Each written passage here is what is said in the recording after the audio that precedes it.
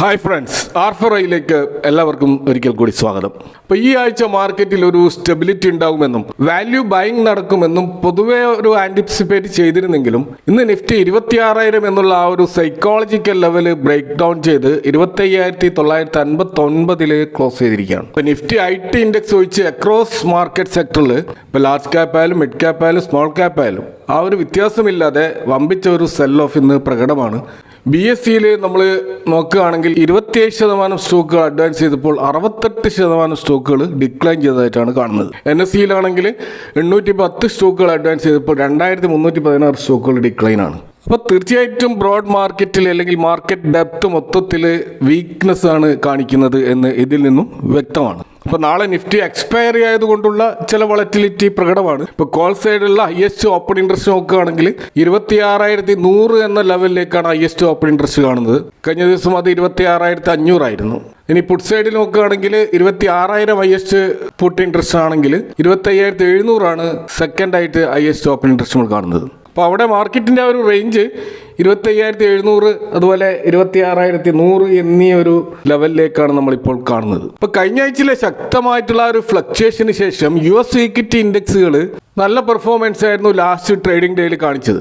അപ്പോൾ അവിടെ റേറ്റ് കട്ടിൻ്റെ ഒരു കോൺഫിഡൻസ് മാർക്കറ്റിൽ തിരിച്ചു വന്നതായിട്ടാണ് റിപ്പോർട്ടുകൾ സൂചിപ്പിക്കുന്നത്. ഇപ്പോൾ ഫെഡറൽ റിസർവിൻ്റെ ആ ഒരു ഇൻട്രസ്റ്റ് റേറ്റ് കട്ട് ഉണ്ടാകുമെന്നും അതേപോലെ തന്നെ NVIDIAക്ക് AI ചിപ്പ് സെയിലുമായിട്ട് ബന്ധപ്പെട്ട് ചൈനയുമായിട്ടുള്ള ഡീൽ ഉണ്ടാക്കാൻ US അപ്രൂവൽ നൽകിയതും ഇതൊക്കെ മാർക്കറ്റിൽ ഒരു പോസിറ്റീവായിരുന്നു. അപ്പോൾ ആ ഒരു ഗ്ലോബൽ പോസിറ്റീവ് സെൻറ്റിമെൻറ്റ്സിൻ്റെ ഒരു അന്തരീക്ഷത്തിലാണ് ഇന്ന് മാർക്കറ്റ് ഓപ്പൺ ആയതെങ്കിലും അതിൻ്റെ ഒരു മൊമെൻറ്റം ഉണ്ടായിരുന്നു. പക്ഷേ അവസാന ട്രേഡിംഗ് ടൈമിലൊക്കെ ശക്തമായ സെല്ലിംഗ് ആണ് ഇന്ത്യൻ മാർക്കറ്റിൽ ഉണ്ടായിട്ടുള്ളത്. റൂപ്പിയുടെ വീക്ക്നെസ് ഒരു പ്രധാന ഘടകമായിരിക്കാം. കാരണം FIAs സെല്ലിങ് അത് വളരെ മാസീവായിട്ടുള്ളൊരു സെല്ലിംഗ് ആയിരുന്നു. ഏകദേശം 4,000 കോടിക്ക് മുകളിലുള്ള ഒരു നെറ്റ് സെല്ലിംഗ് ആണ് അവർ നടത്തിയത്. അതാവാം മാർക്കറ്റിനെ ഇന്ന് വലിയ തോതിൽ താഴോട്ടേക്ക് പിടിച്ചു വലിച്ചിട്ടുണ്ടാവുക. എന്നാൽ നമ്മൾ ഇന്ത്യൻ മാർക്കറ്റിനെ സംബന്ധിച്ചിടത്തോളം വളരെ പോസിറ്റീവായിട്ടുള്ള ധാരാളം റിപ്പോർട്ടുകൾ വ്യാപകമായിട്ട് വന്നുകൊണ്ടിരിക്കുന്ന ഒരു സമയമാണ്. ഏറ്റവും ഒടുവിൽ വന്ന HSBCയുടെ റിപ്പോർട്ട് പ്രകാരം Q2 ക്വാർട്ടറിലെ ഇന്ത്യൻ മാർക്കറ്റിന്റെ പ്രകടനം അത് 2023 സെപ്റ്റംബർ പ്രകടനത്തിന് ശേഷമുള്ള ഏറ്റവും മികച്ച പ്രകടനമാണെന്നാണ് അവർ നൽകിയിട്ടുള്ള റിപ്പോർട്ട്. അപ്പോൾ അവരുടെ ഒരു റിസർച്ച് പ്രകാരം 69% സ്റ്റോക്കുകളും അതിൻ്റെ എക്സ്പെക്റ്റേഷൻ ബീറ്റ് ചെയ്യുകയോ അല്ലെങ്കിൽ ആ ഒരു ലൈനിൽ വരികയോ ചെയ്തിട്ടുണ്ട് എന്നാണ് HSBCയുടെ റിപ്പോർട്ട്. മൊത്തത്തിൽ മാർക്കറ്റിലുള്ള average year on year sales 6% വർദ്ധിച്ചപ്പോൾ പ്രോഫിറ്റിൽ 13% ഇയർ ഓൺ ഇയർ ഗ്രോത്ത് ആണ് അവരുടെ കണക്കുകൾ സൂചിപ്പിക്കുന്നത്. അപ്പോൾ FY26 ഒരു ഗ്രോത്ത് ഫോർകാസ്റ്റ് 10% ആണ്. അനലിസ്റ്റുകളുടെ ഒരു കൺസെൻസസ് ആ ഒരു 10% തന്നെ നിൽക്കുകയാണ്. എന്നാൽ FY27 അത് 14% ആയിട്ട് വരുമെന്നാണ് HSBCയുടെ റിപ്പോർട്ട്. ഇത് കൂടാതെ നമുക്ക് പല ഗ്ലോബൽ ബാങ്കുകളും പല എക്കണോമിസ്റ്റുകളും ഇത് വരാൻ പോകുന്ന RBIയുടെ സിറ്റിങ്ങിൽ തീർച്ചയായിട്ടും ഒരു 25 ബേസിസ് പോയിന്റ്സിന്റെ ഒരു റേറ്റ് കട്ട് ഉണ്ടാകുമെന്ന് ഒരു കോൺഫിഡൻസ് ആണ് പ്രകടിപ്പിക്കുന്നത്.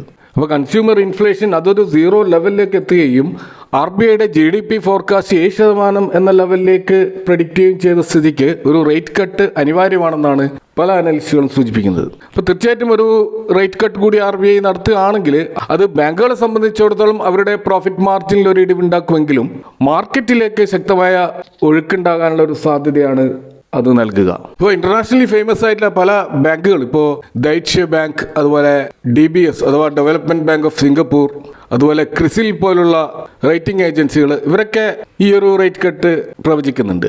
ഇപ്പോൾ ക്രിസിൽ പറയുന്നത് US താരിഫുമായി ബന്ധപ്പെട്ട റിസ്കിനെ മാനേജ് ചെയ്യണമെങ്കിൽ ഈ റേറ്റ് കട്ട് അനിവാര്യമാണെന്നാണ്. അതുപോലെ മോർഗൻ സ്റ്റാൻലിയും ഗോൾഡ്മാൻ സാക്സും ഇതേ ഒരു വാദമാണ് ഉന്നയിക്കുന്നത്. അപ്പോൾ തീർച്ചയായിട്ടും വരുന്ന MPC മീറ്റിംഗിൽ ഈ ഒരു റേറ്റ് കട്ട് ഉണ്ടാവുമോ ഇല്ലയോ എന്ന് നമുക്ക് കാത്തിരുന്ന് കാണാം.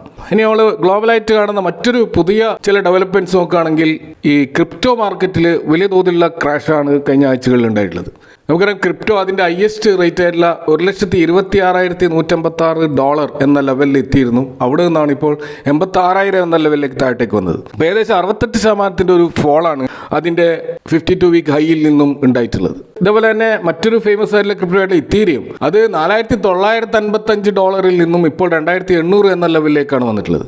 അവിടെയും 56% ഫോളാണ്. അപ്പോൾ 50% കൂടുതലുള്ള ഒരു ഫോളാണ് ഈ രണ്ട് പ്രധാനപ്പെട്ട ക്രിപ്റ്റോ കോയിൻസിലും ഉണ്ടായിട്ടുള്ളത്. അപ്പോൾ ഈ നവംബർ മാസം എന്ന് പറയുന്നത് ഈ ക്രിപ്റ്റോ മാർക്കറ്റിൽ 2022 ശേഷമുള്ള ഏറ്റവും വേഴ്സ്റ്റ് ആയിട്ടുള്ള ഒരു മന്തായിട്ടാണ് കാണുന്നത്. ഇപ്പോൾ റിച്ച് ഡാഡ് പുവർ ഡാഡ് എന്ന പുസ്തകത്തിന്റെ ഓതറും ഫൈനാൻഷ്യൽ എഡ്യൂക്കേറ്ററുമായിട്ടുള്ള റോബർട്ട് കിയോസാക്കി അദ്ദേഹത്തിന്റെ എക്സ് പ്ലാറ്റ്ഫോമിൽ കുറിച്ചിട്ടുള്ള ഒരു പോസ്റ്റിൽ പറയുന്നത് അദ്ദേഹം $2.25 മില്യൺ ബിറ്റ് കോയിൻ സെല് ചെയ്തു എന്നുള്ളതാണ്. 90,000 എന്ന ഒരു പ്രൈസ് റേഞ്ചിലാണ് അദ്ദേഹം സെല് ചെയ്തത്. അത് ഒരു വർഷം മുമ്പേ $6,000 വാങ്ങിച്ച ബിറ്റ് കോയിൻ ആയിരുന്നു. അപ്പൊ അദ്ദേഹം ഈ സെല് ചെയ്ത പണം 2 സർജറി സെന്റർ വാങ്ങാനും അതുപോലെ തന്നെ ബിൽബോർഡ് ബിസിനസ്സിലുമാണ് ഇൻവെസ്റ്റ് ചെയ്തിട്ടുള്ളത്. അപ്പോൾ അത് അദ്ദേഹത്തിന് $27,500 പ്രതിമാസം ഒരു ക്യാഷ് ഫ്ലോ ഉണ്ടാക്കുമെന്നാണ്.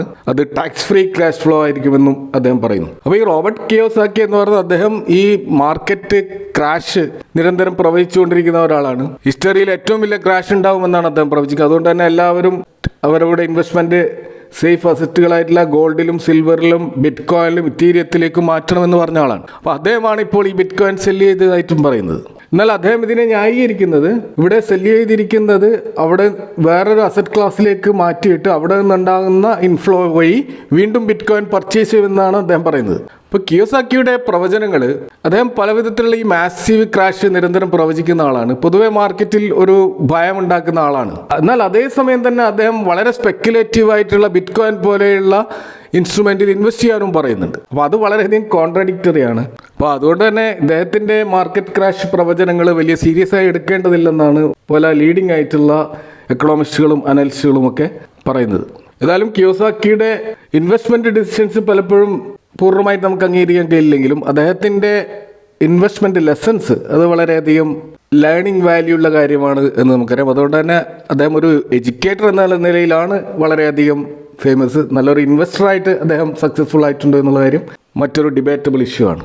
ഇനി നമ്മൾ മാർക്കറ്റിലേക്ക് വന്നാൽ ഇന്ന് ഹിന്ദുസ്ഥാൻ എയറോനോട്ടിക്സ് ലിമിറ്റഡ്, ഇന്ത്യയുടെ പ്രസ്റ്റീജിയസ് ആയിട്ടുള്ള ഡിഫൻസ് കമ്പനിയിൽ ഇന്ന് നല്ലൊരു സെൽ ഓഫ് ഉണ്ടായിരുന്നു. അതായത് 4,595 എന്ന പ്രൈസിലാണ് ലാസ്റ്റ് ഫ്രൈഡേ HALന്റെ ക്ലോസിങ്. ഇന്ന് ഓപ്പൺ ചെയ്ത് 4,425 എന്നുള്ള ഒരു ഗ്യാപ് ഡൗൺ ഓപ്പണിംഗ് ആണ്. പിന്നീട് 4,405 എന്നുള്ള ലോ ലെവലിലേക്ക് ഏകദേശം 50% ഉള്ള ഒരു ക്രാഷ് ഈ സ്റ്റോക്കിലുണ്ടായി. പക്ഷെ അവസാന ഘട്ടത്തിൽ അത് തിരിച്ചു വന്നിട്ട് 3% എന്ന ലെവലിലേക്ക് അത് ഒതുങ്ങിയതായിട്ടും കാണാം. കഴിഞ്ഞ ദിവസങ്ങളിൽ HALുമായി ബന്ധപ്പെട്ട ഒരു ന്യൂസ് ഉണ്ടായിരുന്നു. അത് അവരുടെ തേജസ് ഫൈറ്റർ ജെറ്റ് അത് ദുബായിലുള്ള ഒരു എയർ ഷോയിൽ ക്രാഷ് ആവുകയും വിങ് കമാൻഡറായിട്ടുള്ള നാമാൻ സിയാൽ മരണപ്പെടുകയും ചെയ്തിരുന്നു. അപ്പോൾ ഈ ഒരു എയർക്രാഫ്റ്റ് എന്ന് പറയുന്നത് HALന്റെ പ്രസ്റ്റീജിയസ് ആയിട്ടുള്ള സ്വയം വികസിപ്പിച്ചെടുത്ത ഒരു ഇൻഡിജീനിയസ് ലൈറ്റ് കോമ്പാക്ട് എയർക്രാഫ്റ്റ് ആണ്. അപ്പോൾ ഇത് രണ്ടാമത്തെ ക്രാഷാണ് ഈ തേജസ് എയർക്രാഫ്റ്റിൽ ഉണ്ടാകുന്നത്. 20 മാസങ്ങൾക്ക് മുമ്പ് രാജസ്ഥാനിലും ഒരു ക്രാഷ് ഉണ്ടായിരുന്നു. പക്ഷെ അവിടെ പൈലറ്റ് സാഹസികമായിട്ട് രക്ഷപ്പെടുകയും ചെയ്തിരുന്നു. ഇപ്പോൾ HAL ഈ വിഷയവുമായി ബന്ധപ്പെട്ടിട്ടുള്ള ഒരു ക്ലാരിഫിക്കേഷൻ നൽകിയതായിട്ട് കാണാം. അതിലവർ പറയുന്നത് ഈ ഒരു ഇൻസിഡന്റ് ഒറ്റപ്പെട്ട സംഭവമാണെന്നും ഇതിന്റെ പിന്നിൽ ഉണ്ടായിട്ടുള്ള കാരണങ്ങൾ ഇൻവെസ്റ്റിഗേറ്റ് ചെയ്യുമെന്നും എന്നാൽ ഇത് ഇവരുടെ ബിസിനസ് ഓപ്പറേഷനെ ബാധിക്കില്ലെന്നും ഫ്യൂച്ചർ ഡെലിവറിയൊന്നും ബാധിക്കില്ല എന്ന ഒരു ക്ലാരിഫിക്കേഷനാണ് നമുക്ക് കൊടുത്തിട്ടുള്ളത്. ഏതായാലും ഇതൊരു മാനുവൽ എററാണോ അതല്ലെങ്കിൽ ടെക്നിക്കൽ ഫോൾട്ടാണോ എന്ന കാര്യത്തിൽ ഈ ഇൻവെസ്റ്റിഗേഷൻ ശേഷം മാത്രമേ നമുക്ക് മനസ്സിലാക്കാൻ കഴിയുള്ളൂ. നമ്മൾ മാർക്കറ്റിലെ 3 പ്രധാനപ്പെട്ട കോർപ്പറേറ്റ് ആക്ഷൻസ് അതിൻ്റെ റെക്കോർഡ് ഡേറ്റുകളൊക്കെ അനൗൺസ് ചെയ്തിട്ട് കാണാം. അതിലൊന്ന് HDFC അസറ്റ് മാനേജ്മെൻറ്റ് കമ്പനിയുടെ ബോണസ് ഇഷ്യൂ ആണ്. 1:1 എന്ന അടിസ്ഥാനത്തിൽ അവർ ബോണസ് ഇഷ്യൂ ചെയ്യാൻ പോകുന്നത്. അപ്പോൾ November 26 ആണ് അതിൻ്റെ റെക്കോർഡ് ഡേറ്റ് തീരുമാനിച്ചിട്ടുള്ളത്. അപ്പോൾ HDFC AMCയുടെ ഒരു ഷെയറുള്ള ഇൻവെസ്റ്റർക്ക് മറ്റൊരു ഷെയർ ബോണസ് ആയിട്ട് ലഭിക്കുന്നതാണ്. ഇപ്പോൾ സെക്കൻഡ് ക്വാർട്ടർ റിസൾട്ടിനോടനുബന്ധിച്ച് അനൗൺസ് ചെയ്ത ഒരു ബോണസാണിത്. അതിൻ്റെ റെക്കോർഡ് ഡേറ്റാണ് ഇപ്പോൾ അനൗൺസ് ചെയ്തിരിക്കുന്നത്. ഇതേപോലെ തന്നെ തെറോക്കർ ടെക്നോളജിയിലും ഒരു ബോണസ് ഇഷ്യൂ അതിൻ്റെ റെക്കോർഡ് ഡേറ്റ് വരെ അനൗൺസ് ചെയ്തിട്ട് കാണാം. November 28 അതിൻ്റെ റെക്കോർഡ് ഡേറ്റ് നിശ്ചയിച്ചിരിക്കുന്നത്. 2:1 എന്നുള്ള അനുപാതത്തിലാണ് ഈ ഒരു ബോണസ് ഇഷ്യൂ ചെയ്യുക. അപ്പോൾ December 1 ഇവർ ഈ ഒരു ബോണസ് ഇൻവെസ്റ്റേഴ്സിൻ്റെ ഡിമാറ്റ് അക്കൗണ്ടിലേക്ക് ഇഷ്യൂ ചെയ്യുന്നത്. മറ്റൊരു കോർപ്പറേറ്റ് ആക്ഷൻ നമ്മൾ കാണുന്നത് കൊഡാക് ബാങ്കിൻ്റെ സ്റ്റോക്ക് സ്പ്ലിറ്റ് ആണ്. 15 വർഷങ്ങൾക്ക് ശേഷമാണ് കൊഡാക് ബാങ്ക് അവരുടെ ഇപ്പോഴത്തെ 40ാമത്തെ ഫൗണ്ടേഷൻ ഡേയിൽ ഈ ഒരു സ്റ്റോക്ക് സ്പ്ലിറ്റ് അനൗൺസ് ചെയ്തിരിക്കുന്നത്. അപ്പോൾ അത് 1:5 എന്നുള്ള അടിസ്ഥാനത്തിലുള്ള ഒരു സ്റ്റോക്ക് സ്പ്ലിറ്റ് ആണ്. ഇതിനു മുമ്പ് കൊഡാക് ബാങ്ക് സ്റ്റോക്ക് സ്പ്ലിറ്റ് ചെയ്ത് 2010 അതിനുശേഷമാണ് 15 വർഷങ്ങൾക്ക് ശേഷം ഇപ്പോൾ ഈ ഒരു സ്പ്ലിറ്റ് നടക്കുന്നത്. അപ്പോൾ അന്ന് 2010 1:2 എന്നുള്ള അനുപാതത്തിലായിരുന്നു സ്പ്ലിറ്റ് ചെയ്തത്. എന്നാൽ ഇതിൻ്റെ റെക്കോർഡ് ഡേറ്റ് അനൗൺസ് ചെയ്തിട്ടില്ല. റെഗുലേറ്ററി അപ്രൂവൽസും മറ്റ് ബോർഡ് മെമ്പർ അപ്രൂവലൊക്കെ കിട്ടിയ ശേഷമായിരിക്കും റെക്കോർഡ് ഡേറ്റ് അനൗൺസ് ചെയ്യുക. ഇപ്പോൾ നിലവിൽ കൊടാക് മഹീന്ദ്ര ബാങ്കിൻ്റെ ഷെയർ പ്രൈസ് നമ്മൾ കാണുന്നത് 2087 എന്ന ലെവലിലാണ്. അപ്പോൾ സ്റ്റോക്ക് സ്പ്ലിറ്റിന് ശേഷം ഇത് 400-500 ലെവലിലേക്കായിരിക്കും ഇതിൻ്റെ പ്രൈസ് നമുക്ക് കാണാൻ കഴിയുക. അതായത് ഇതൊക്കെയാണ് ഇന്നത്തെ മാർക്കറ്റുമായി ബന്ധപ്പെട്ട് നിങ്ങളുമായിട്ട് ഷെയർ ചെയ്യുന്നത്. ഈ വിഷയങ്ങളുമായി ബന്ധപ്പെട്ട നിങ്ങളുടെ അഭിപ്രായങ്ങൾ കമൻറ്റുകൾ അറിയിക്കുക. Thanks for watching. See you next time with another video.